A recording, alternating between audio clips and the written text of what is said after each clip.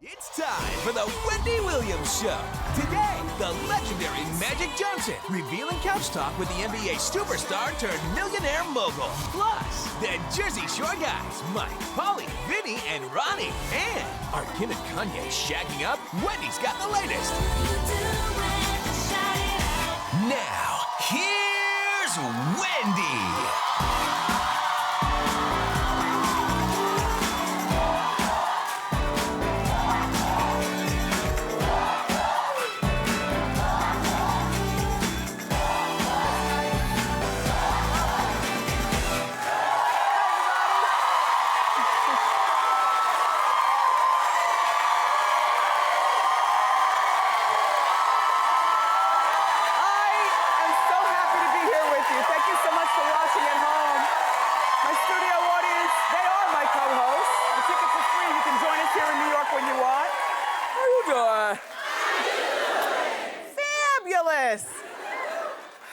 Breaking news about Lindsay Lohan and her mother Dina, and 911 being called to the house. Let's talk about it and more. It's time for Hot Topics.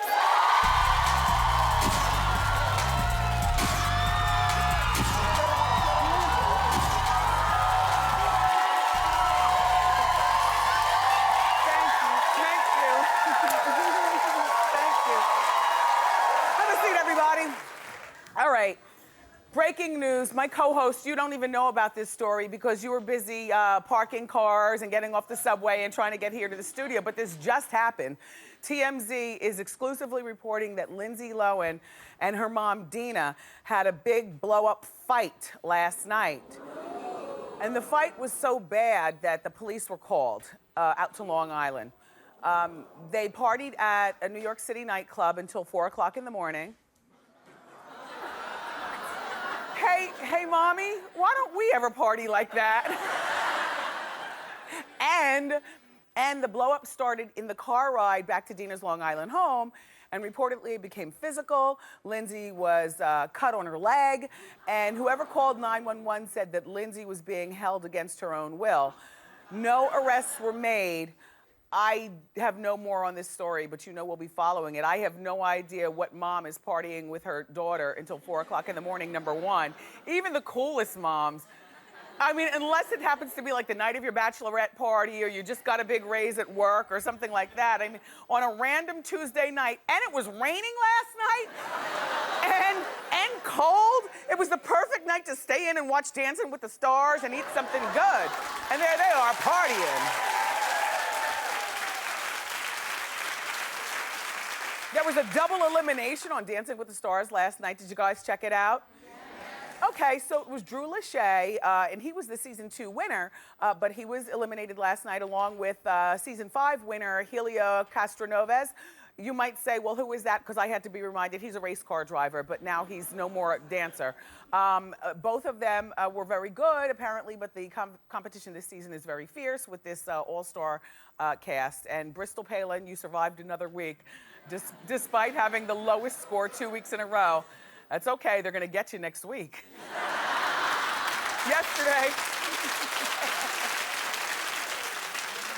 Yesterday, we were talking about Bristol's mother looking really good, Sarah Palin. There she is reading one of the tabloids in the grocery store with flat hips and the flash dance look.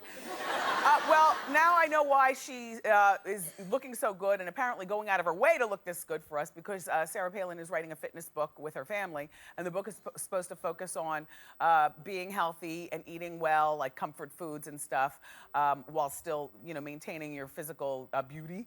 And she wants us to get turned on to foods like her moose chili. Well, I've never had moose meat. But somebody on the staff had it, and they told me it's sweet and juicy, juicier and sweeter than like a steak. Last night I got dinner ready. I made because it's like cold out and it's rainy. I put some. Do you use your slow cooker and cook the beans all day? And then when you get home, they're thick, but not too thick. Then you put them over brown rice. So I did that last night with split peas. I soaked them so that they blew up, and then like right before I went to sleep at 11 o'clock at night, I put them in the slow cooker. And when I woke up this morning, they were almost there. So yeah, I love winter for that. Anyway, all right, so moving on. Kim Kardashian and Kanye West are taking their, my mouth is watering just thinking about dinner, are taking their relationship to another level. They went house hunting in Miami this week. Yes, that is them actually house hunting. So all that weight that people thought that she gained, it looks like she lost it already. You know, she's very public about her romance with Kanye. She lets everybody know that he's hers and that she's very serious about it. And according to the people at RadarOnline.com, though, they say that Kim is secretly devastated about the news that Reggie Bush's ex, or her ex, Reggie Bush's new girlfriend, Lilith, who's 25, is expecting a baby. But that's a given. That's the first thing I thought when I heard that his girlfriend, this has been his girlfriend for under a year. She's Kardashian-like in her, you know, dark hair and olivey skin and, you know, wider hips and smaller waist. But that's the first thing I thought of is, oh, Reggie's girl is pregnant. Kim is jealous. You know, but, you know, to me, when you break up with somebody, at least for the first 2 or 3 years after the breakup, is it just me being immature, or isn't it all about the competition with your ex? Who succeeds and grabs whatever brass ring you've set up for yourself first? Who gets married first? Who has kids first? Who gets out of college first? Who gets into the best graduate school? Who gets into law school? Who looks heavier after, you know, after the breakup? Whose new boyfriend or girlfriend is hotter? It's all about competition with exes. So Kim, so far, you're winning because you found love with Kanye, although you've been with him for under a year, like Reggie's been with her for under a year. And Reggie's having a baby, which trumps a mini mansion in Miami any day. He might be winning. Although, can I say who we placed a phone call to? Yeah. No, okay. We placed a phone call to Reggie's mother. Do you remember Mrs. Bush came on our show? She's a Wendy watcher. She's also a working woman, so we placed not 1, but 3 phone calls. Don't you hate that? Do you even check your messages at home or on your cell phone? Oh, I hate when people leave me messages. How many messages do we leave her? 3. Damn us. I'm sorry, Mrs. Bush. We left her 3 messages wanting to know how she feels about, you know, becoming a grandmother in a matter of months, and she hasn't called us back yet, and I suspect after we've left her 3 messages, she won't. But Mrs. Bush, we're thinking about you, girl, and congratulations.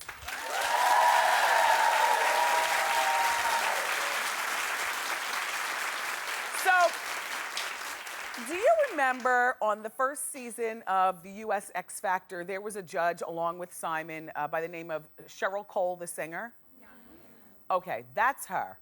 And remember this outfit? I mean, you know, I love like big hair, and then the color blocking is still very, very fashionable. I thought this was a great outfit. Anyway, 3 weeks into the season where she was hired, she was fired by Simon Cowell. And she was replaced by Nicole Scherzinger. And the reason that was given to Cheryl as to why she was fired, they said that her accent was too thick for us to understand, which it was a thick accent. So I just went with that story. I didn't think anything more about it. Because she's pretty enough, right? Her hair's big enough. Well, allegedly also one of the things that they cited is that she was feuding with Paula Abdul. But Cheryl, it's so easy to pit girls against each other and we all fall for it like dummies. Cheryl says she wasn't fighting with Paula Abdul either. Cheryl is now revealing what really happened in a new autobiography called Cheryl, My Story. I love it because she got right to the point with that title, right? My Story. So the night Cheryl was fired, she sent Simon a text, which I love this. She didn't send it on Twitter. She sent a text right to him. And she says, F you.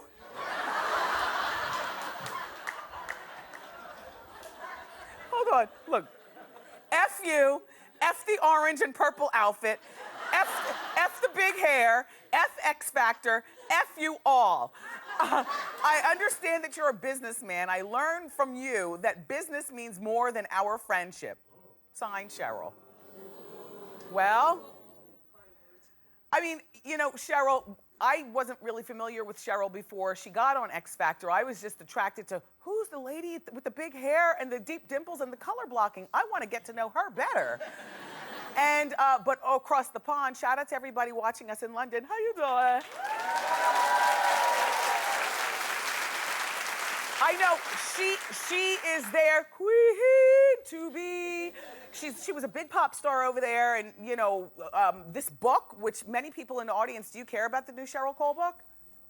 Nobody cares.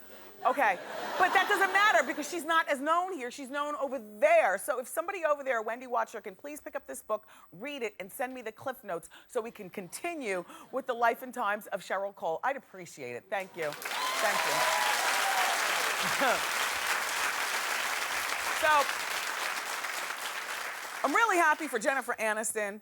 I mean, you know, the woman has been through so much, and it's even worse because she's been through so much publicly. And then sometimes we tended to, you know, to talk about her because it seemed like, you know, she was needy and whiny and couldn't keep a boyfriend. And why didn't she just leave this whole thing with Brad Pitt and Angelina Jolie alone? So I'm happy that at the end of the rainbow, there's a big, juicy engagement ring that she has.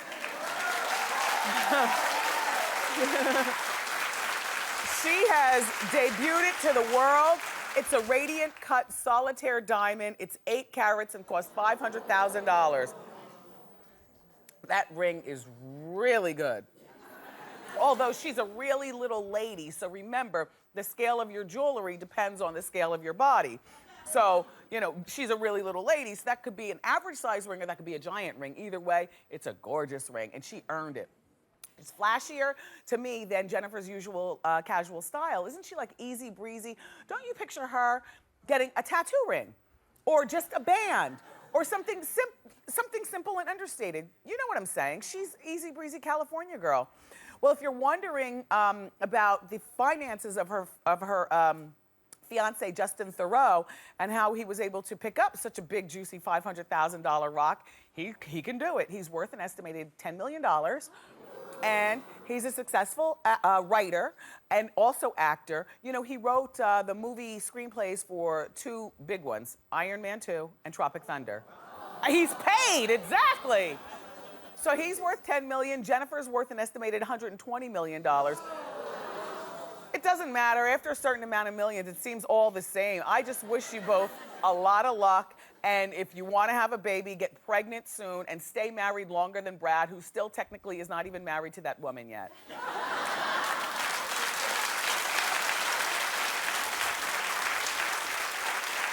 So, tonight, I'm really excited because I've been waiting for the premiere of Nashville. It's critically acclaimed as one of the best new shows of the season.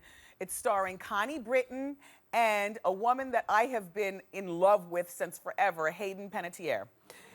Now, do you remember when our show first got started in our Hot Topics? Let's get started, it's time for Hot Topics. Hayden was in the graphics because she was one of my favorites. Back then, she was on the show Heroes, and then No More Heroes, and then she fell under the radar, but I've been waiting for her to get something, you know, just because I like her. You know, she's young and fun and, you know, the whole bit. Anyway, in the show Nashville, Connie and Hayden play country star rivals. Connie plays the aging diva. Think Shania Twain or Faith Hill. And, come on, you guys. You have to talk by giving examples.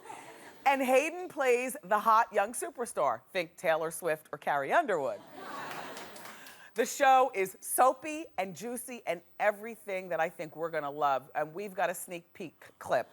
It's our hot clip of the day. Roll it. How do you meet Juliet Barnes? She's a big fan of yours. Mr. White, it is such an honor for me to get a chance to sing for you tonight. You wouldn't say that if you knew me better. Have you met Raina? I know you. You're burning it up out there, girl. Oh, thank you. My mama was one of your biggest fans. She said she'd listen to you while I was still in her belly. Well, bless your little heart. That is a charming story. You probably got to go on soon. I'm sure you're going to want to make sure you got those girls tucked in there real good. Yeah. Hey, listen, we got to run. Great meeting you. Thanks, Bucky. Take care. Great show. Great show. What the hell was that? I'll tell you what it was. It's the makings of a good show. Nashville airs tonight at 10 on ABC. Let's watch together and keep the claps going because we've got a terrific show for you. The guys from the Jersey Shore are here. Mike, Paulie, Vinny, and Ronnie. But up next, the one and only Magic Johnson. Don't miss it.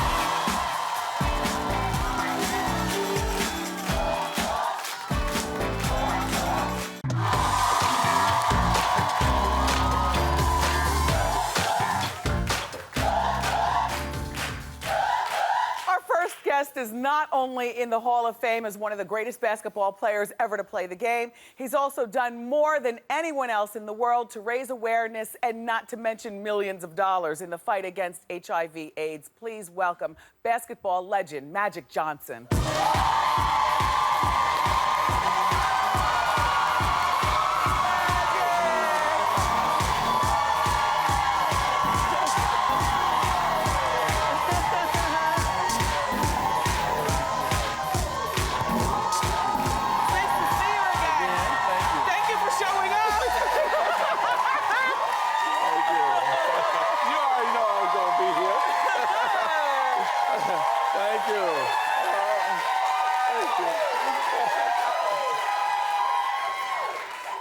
A big tall man. And I love a big tall woman. Thank see? you. You know, in the world of being tall, in the world of height, there's tall and slender, and then there's a big tall man. Yes. And so thank you for coming and gracing our couch. And we met a few weeks ago for the first time. We were both in LA. As I was telling you, we were in LA for an HIV/AIDS event, which was wonderful. I love some of the things that you said, and you really moved the crowd. And you jumped off the audience and got in the crowd. By the way, they said you don't do that a lot, so you must have been really comfortable there. Well, I was really comfortable. And first of all, you were there hosting and I think educating everybody as well. And yes, I like to get into the crowd to make sure they get my point and that they know I'm passionate about HIV and AIDS and passionate about my message. And I love being the face of the disease. And I think that when you talk about 21 years, I've been battling this and also trying to raise awareness, educate people, and then at the same time stop discrimination against people who have the disease as well. Now, Magic, everybody, as you know, won 5 NBA champions, 3 MVPs, and an Olympic gold medal. And you know, at the completion of your stellar basketball career, you know, the stats do show, and we've talked about this many times on Hot Topics, you know, 85% of pro ballers, whether football or basketball, are broke within, I think they said, 2 years of retirement. Instead of being broke, you managed to amass, his business dealings are worth about $700 million. No exaggeration. Thank you. That's terrific. How did you make the transition from basketball player to businessman? Well, first of all, when I had to reinvent myself, then also say to myself, I don't know business, so let me sit down with 20 or so people, let them mentor me, take me through the process of what made them successful. And so once I did that, I said, okay, now I'm ready to try to go out and conquer this business world. And it took off. And where I wanted to go, where I wanted to start was urban America. And so I started with the Magic Johnson Theaters. There's one here in New York, up in Harlem. I was there at that opening. Yeah. And by the way, the Magic Johnson TGI Fridays is one of the first things that you see when you land in LA at the airport. But your TGI Fridays is the only one that I've ever seen that says the name of the owner of that franchise. Yes, I made sure that my name was out front. Okay, and now you just purchased the LA Dodgers. And I know. And, the rights to Soul Train. Yes. Okay. All right. Okay, now look, what are we gonna do with Soul Train? Because, you know, we talked about this on Hot Topics, but now the man is here, we can find out. Is this going to be a Broadway play? Is it? We're working on it. We're working on it as a musical, of course. Yeah. And then also talking about a movie of Don Cornelius doing a movie of his life because, of course, he did a wonderful job of introducing us all to Soul Train. Yeah. And then the last thing, can we bring it back to TV? Because most of us or our parents learned how to dance from watching Soul Train.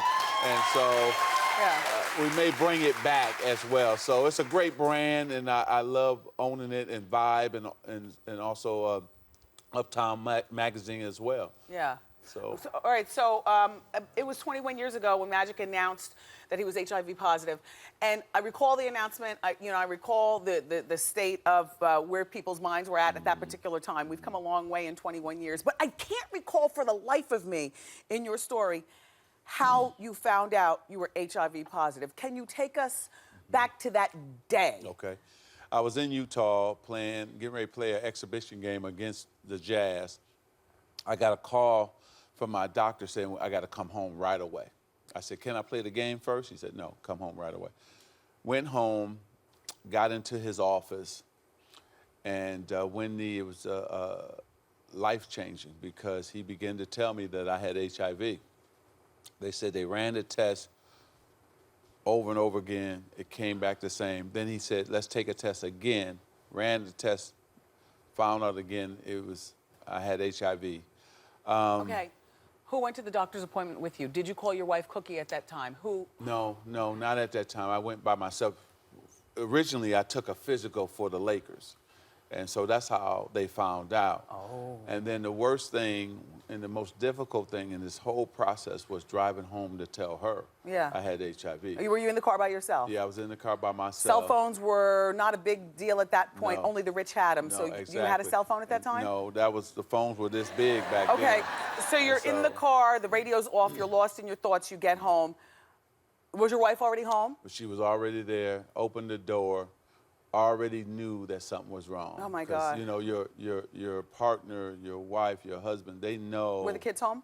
The kids, well, at that time, Andre was living in Michigan. Okay. And then she was pregnant with our son, EJ. Oh God. So. And she had recently found out she was pregnant, correct? Exactly. And so when we sat down and I began to tell her, you know, I had HIV, she was devastated. She started to cry. And her first question, what does that mean for her and the baby? Right. Which I couldn't answer at that time. And so 10 days later, your handlers and you made the decision to go out and talk to us. Was it more your handlers or was it also your decision? Did you want to tell us? No, one thing about me, I don't let my handlers handle me. Okay. Okay. So now, everybody, yesterday, the first at-home HIV test has come out. Yep. Orshore has done a wonderful job. Yes. How important is at-home testing for people? It's going to change the To have disease. available right there Yes. at the drugstore. It's going to change testing. It's going to help people because a lot of people have a fear of going to the doctor. We've gotten a lot of people tested, but then there's a lot of people, millions and millions of people who are living with the disease and don't know it. And then a lot of people who don't want to go to the doctor. So now you can do it right in your own home. You can do it in your office, And you find out the results. And you find out the results in 20 minutes. Oh. And so you can go get this. It's in stores now. And the great thing about it, doctors are already using this already. So I would urge everybody to go get this. It's in CVS, Walgreens, all over the country right now. And this is important because now you will know your status. And once you know your status, if you do have HIV, then go get you a doctor, a healthcare provider, so that you can live like I have been living for 21 years, because that's very important, It is early very detection. important. But can I ask you something before we go to the break? People think magic, and I know I was one of those people in the very beginning. How does magic look so good? Why is magic, so robust and, still, it seemed in charge of his life? This disease has not overcome him. He must be taking some magic drugs that cost $1 million and none of the rest of us have access to. You thought the same thing, magic. Yes. Are you taking something that is not available to everyone else? No, the same over 30 drugs that are available to everybody else, the same that are available to me. I'm taking 3 of those 30, the cocktail. The cocktail. And, how many pills a day is that for you? That's 4. 4 pills a day. Yeah, 4 now, pills. 21 years ago, how many pills a day? 15 a day. Oh, God. Yeah, we only had 1 drug. Yes. And that was ACT. And now the drugs have gotten so much better. Yes. And also easier to take. Do you get sick? Do you No, vomit? No, I used to in the beginning. Yes, it was hard for my body to adjust. And once I got past that, but what I did here, mind over matter. Mind over matter. You had to keep on taking them to fight that. And one more thing before we go to the break, because I know you have EJ and you have a daughter. Elisa. Elisa. And Andre. Are all of your kids, look, they're all old enough to understand who Daddy is, what his legacy is, and that he's got $700 million to manage. Do they work with you? No, do they work with you in the camp? Are your kids helpful to your business? Well, first they work with me to spend it. Of course. And then my son Andre works with me in my company. My son EJ goes to school at in New York, NYU, and my baby, oh yeah. Yeah. And my baby runs the house and daddy. Let's take a commercial break, and I'm going to come back with that one more thing. We'll be right back. Magic and I are going to hoop it up, and I got that other question. Keep it here. Damn, I forgot.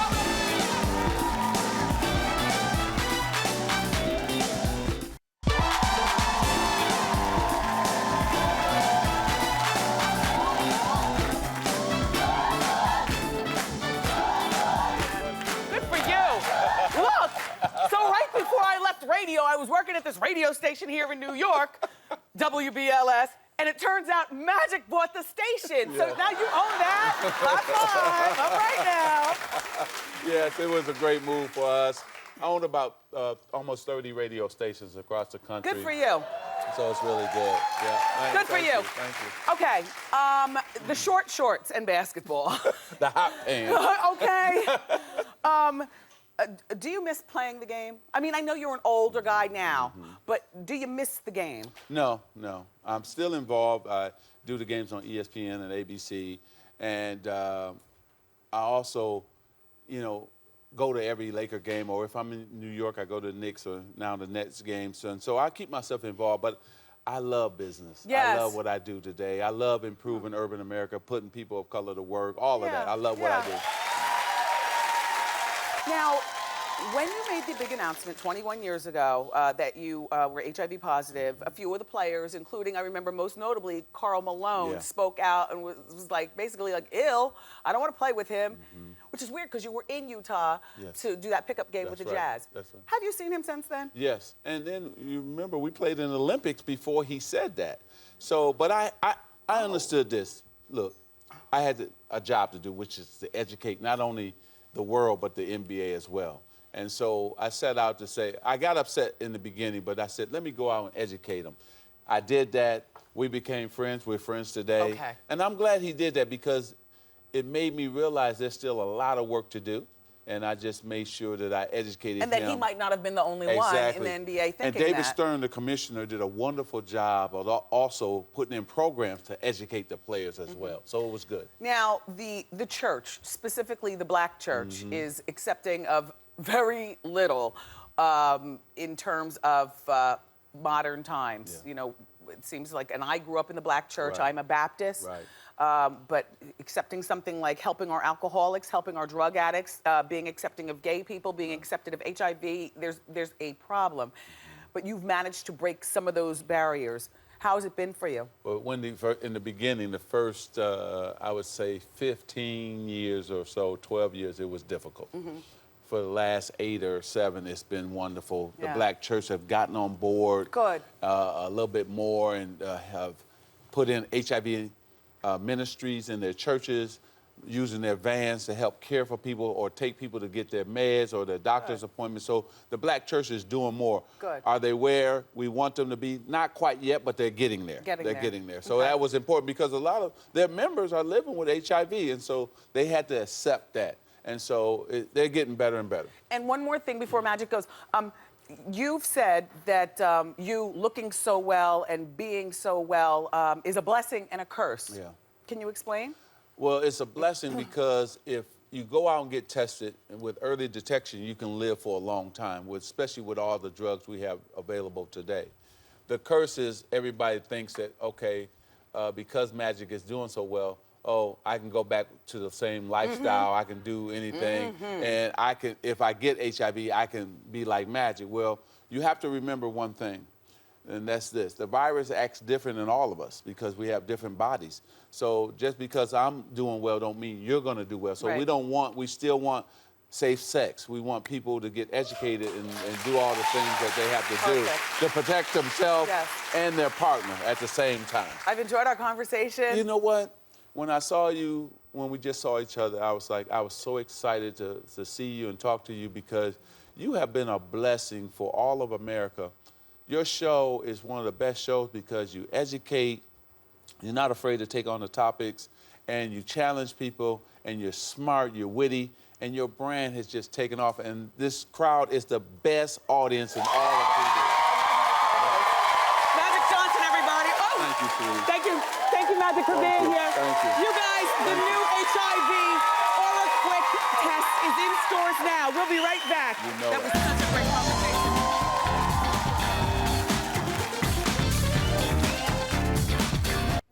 Hello, welcome back. It's time for Ask Wendy. How you doing? Hi, Wendy. How you doing? Well, thank you. My name is Jennifer. My best friend married one of my ex-boyfriends from high school. Did you say it was okay? We are still friends. We never really spoke about it. Okay. But I don't have feelings for him anymore. We're friends. How many years out of high school? Oh, I'm out 7 years now. Okay, 7 years. Yeah, it's a while.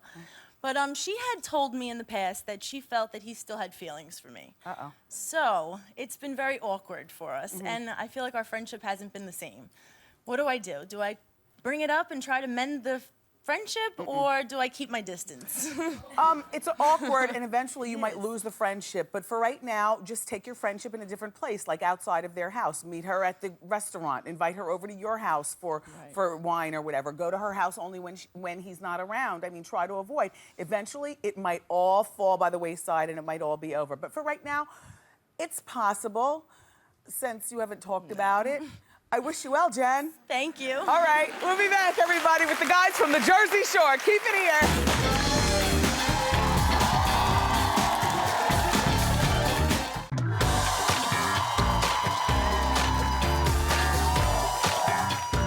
Welcome back.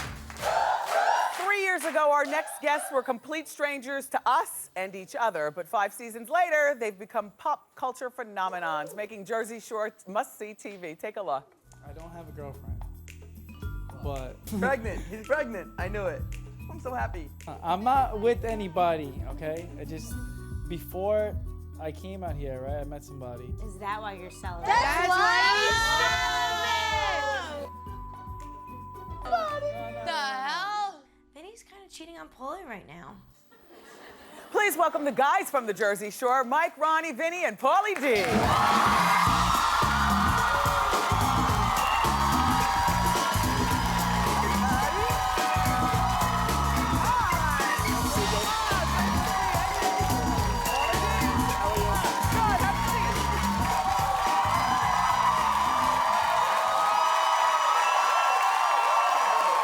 One observation right off the bat is you guys look as good leaving the show as you did coming in. So that's a good thing. Let's get started.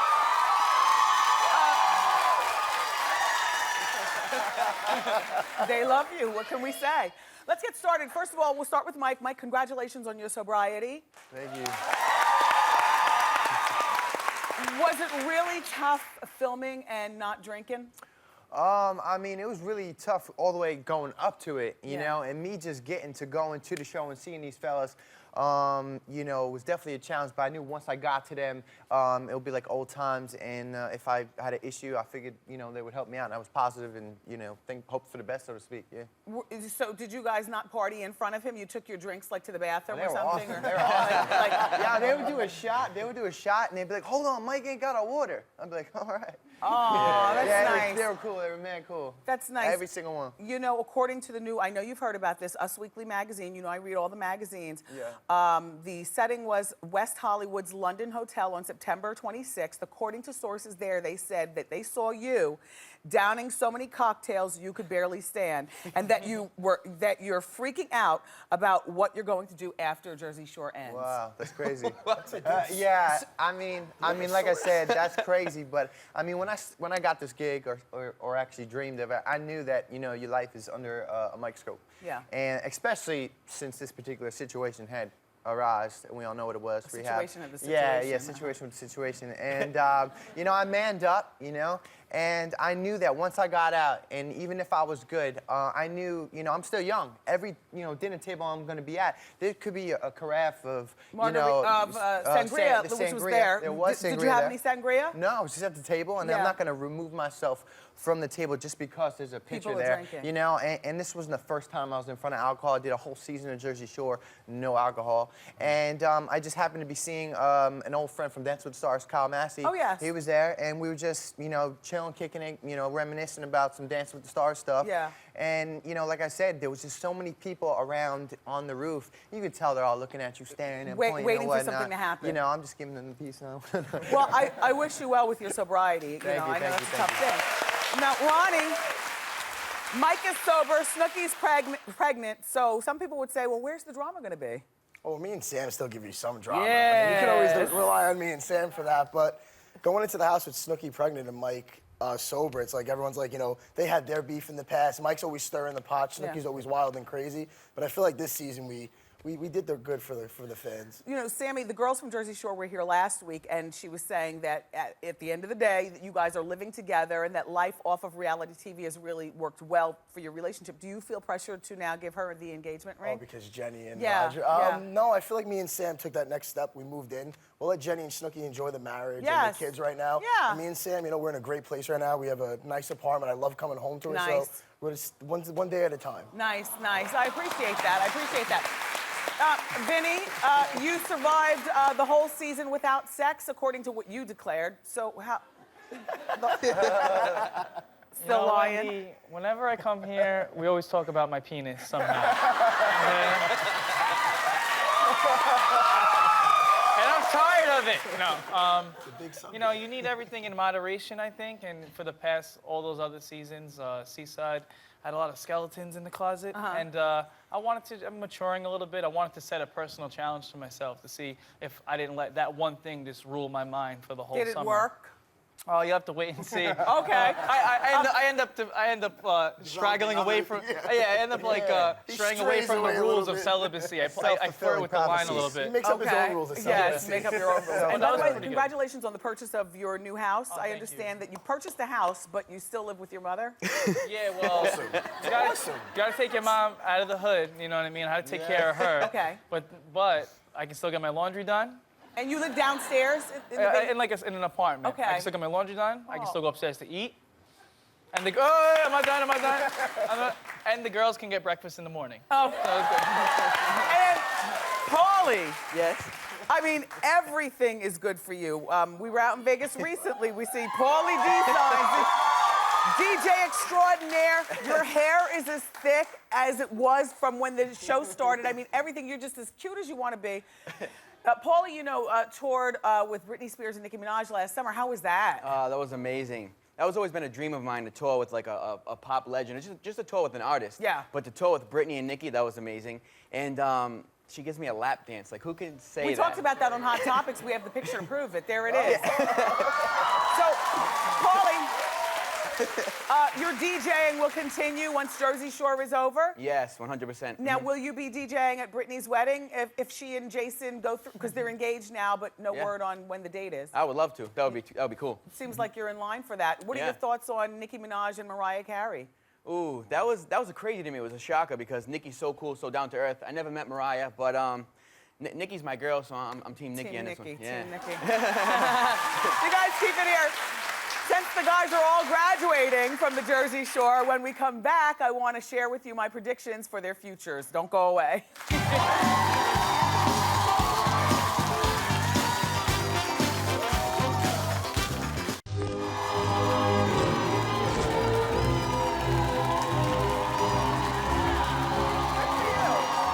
Hi, we're back, everybody. We got the guys from the Jersey Shore here, and this is their final season of the Jersey Shore on MTV, which means that you guys will be graduating. And so we've decided to give you each your senior superlatives. All right, Paulie D, Forbes has listed you as the 7th highest paid DJ last year. So, we know that somebody has to book you pretty far in advance, which is why you've been voted most likely to DJ Honey Boo Boo Sweet 16.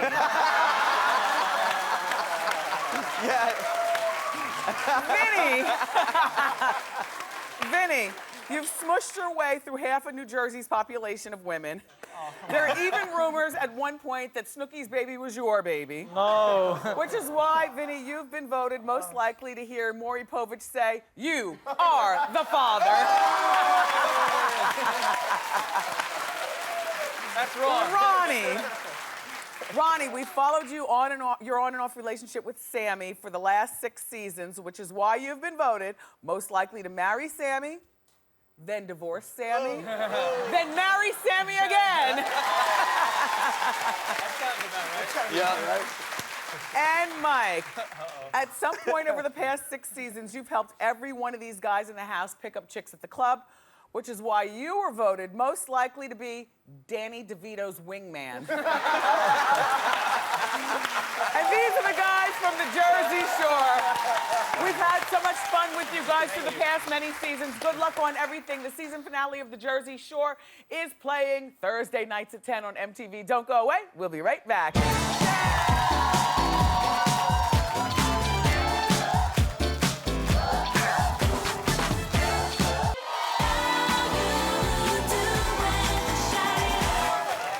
I had a blast today, and don't forget my after show. Go to wendyshow.com. I talk to you about stuff. I do it every single day.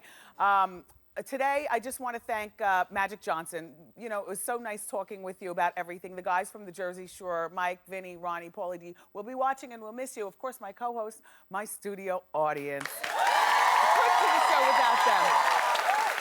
Tomorrow, we've got another big show. 3 outspoken personalities and me get together for Hot Talk. Plus, from the Real Housewives of Miami, the beautiful Joanna Krupa joins us tomorrow. And then we also have the hottest shoe trends of the season, and that's tomorrow. Friday, another incredible show with 2 incredible women, Selma Hayek and Kylie Minogue. I love you for watching today, and I'll see you next time on Wendy. Bye-bye.